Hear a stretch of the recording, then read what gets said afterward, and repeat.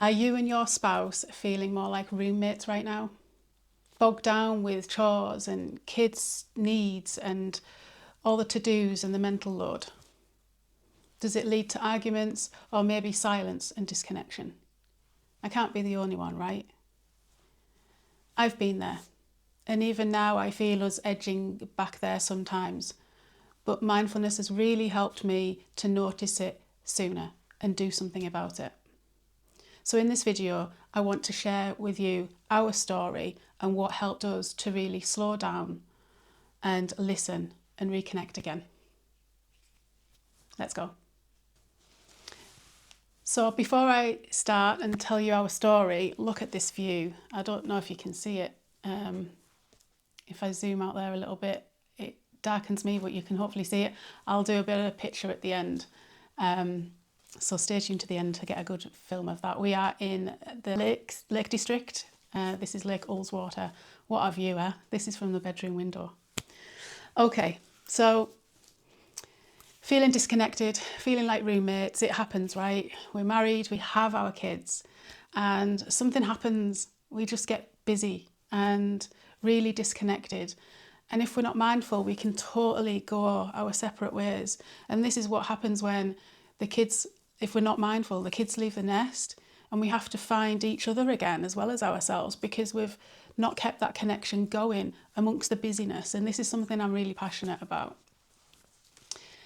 So yeah, basically we're too busy. So my story is how our too busy got was, I think this all happened before my husband worked away, to be fair. I'm trying to think how long ago we started doing this. But I think it was before he worked away.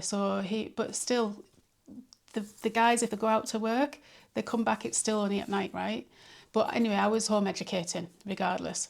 And I've said this many times, we don't have a lot of family around. So I didn't have a lot of support. My husband did then work away and even less support. So things got tough. Things got busy. I would get up in the morning and do the right thing and do some me time and do some meditation and some exercise and get that time in. That was a priority. But then it meant that my day was extended. So I'm getting up really early, like 5, half 5. And then the time in the day would be mostly for the kids and doing home education. And then at night, I might be doing videos and stuff. So I could be working to 10, 11 o'clock doing that. So it's a long day, get really, really busy. So then if husband's home, I'm still busy doing other things. Or when he was away, he's not there anyway. So we just started to feel like roommates. It was like, have you done this? Has that been done? And we just started feeling disconnected. So at the time, I was big into listening to mindfulness people like Tara Brach, and I even followed her husband, Jonathan Faust. And I remember a podcast or something I watched on YouTube from her saying she would sit down with Jonathan and talk about their relationship, really open, really honest, and mindfully.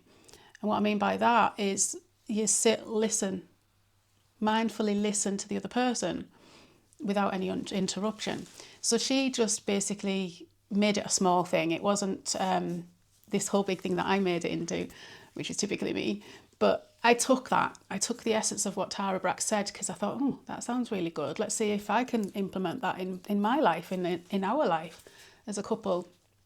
So I made my own version of what she said and included all the elements. So she might have just talked about their relationship. But I taught in our meeting, I called it a meeting at first because it did feel like it. So bear with it because it doesn't always feel like that. So in these meetings, we would talk about what was going on with you personally, professionally, financially, parenting, and then our relationship, including intimacy. Do we really talk about that? You know, when it comes to our relationships, you don't give me affection, you don't give me that. But do we really get to the nitty gritty? What does the man want when it comes to intimacy? What does the woman want when it comes to intimacy? And really hear each other out and see if we can make some common ground. So that's what I implemented. I made it a little bit bigger than what Tara did. And I approached Richard with it, my husband. And he agreed as he was feeling the disconnection as well. What it looked like So every month we would write this down, and we wrote it down so that we were accountable. We had it written down, we had it to look back to within the month and say, what am I supposed to be doing again? What was my action plan I said I would do, so that when it comes to the next month, you've actually tried and worked on it, right? So we did write it down at first, which feels even more like a meeting. But towards the end, it doesn't have to feel like that. You don't have to write it down. It doesn't have to feel very meeting-y. So we would do this every month. We would write it down. We would listen to each other, hear each other out, really mindfully, no interruption. And an action plan would come off that. So you'd take it in turns, yeah? And what happened for us, it was really interesting. So at first, when you first do it, or the first few times of doing it, the honesty comes out because it's a safe space. You're allowing the other person to say what they truly feel. The honesty comes out and you might start to feel attacked. So you want to go on the defensive and you want to say, I don't do that, or but you do this, but no, you've got to zip it up. When they're talking, let them talk. You'll get your turn. So at first, it feels like you're being attacked, but you just let it happen. And then a few times after, you'll start to really hear the undertone of the other person. The hurting, the upset, the challenges, the struggles that they're going through, and also the joys too, because this isn't just about all the negative stuff with all those categories. It's, you know, I'm enjoying this, or I appreciate you when you do this. It's saying all of that stuff. So it's nice to hear that. And it's at that point that you really feel connected to each other. And that's what happened with us. We started to feel connected again. We started to see and hear each other. That time, that designated time, allowed that to happen. So that's what needs to happen amongst this busy life that we're living, right? And it's not instant, but you help each other through.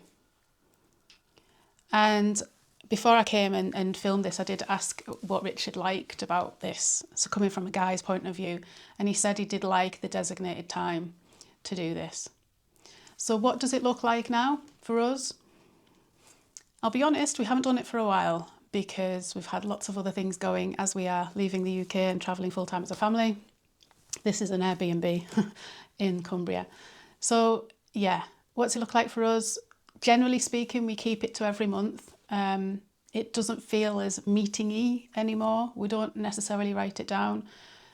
We should talk about it more in the month, probably more than what we do. But we also know when to get back on it again. So once we get out and leave, which will be very soon, we will get back into routine and we will get back to doing this. But every time we feel that disconnection, we come back to this now. And it really, really helps us. So the takeaway here. So this is if you want to do this yourself and give it a try, which I am a big advocate to do because it helped us massively and I'd love for it to help you too. So the takeaway, we've got 6. Number 1, acknowledge the disconnect. This is where mindfulness really comes into play. You need to be aware of it happening. So not on autopilot, being mindful of the disconnect happening so you can nip it in the bud early and do something about it. Number 2, designate some time to each other to do this. This is your thing. This is you and your relationship. Designate time for each other. This is key. Number 3, mindfully listen with no interruption. This is probably the hardest one of it all, is to really, really listen, not with returning, not with thinking what you're going to say next. Really listen, because you will get that undertone current, of what they are saying in between the words, underneath the words. Number 4, put some action steps into place. This isn't going to work if both of you aren't going to do something with this. It's no good just saying, I feel this, I feel that. Okay, yeah, I've heard you, and then don't do anything about it. Number 5, help each other to put them into practice with gentle reminders as the situations come up. So just gently do it. Gently say, oh, this is that thing I was saying that happens that makes me feel like this. Can we do something about this? Can we redo this? However you want to say it. And number 6 is to keep it up. maintain this practice. So the more you do it, the more on top of it you get, you might be able to reduce the frequency of it. So if you start every week, go to every fortnight, go to every month. I would definitely say to keep doing it every month. That's at the minimum.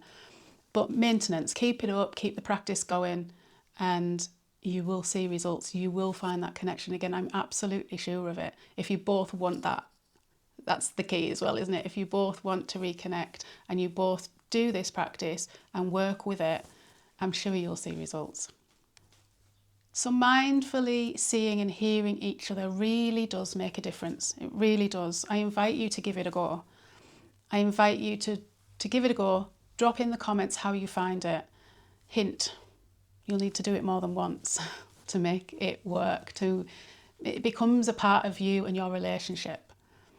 But I'd also like to hear in the comments if you felt this, have you felt disconnected? Have you gone from being a spouse or a partner to a roommate? How's it felt? How did it happen? Was it just down to being too busy or was it something else? I'd love to know your thoughts in the comment. So thanks for watching. Much love.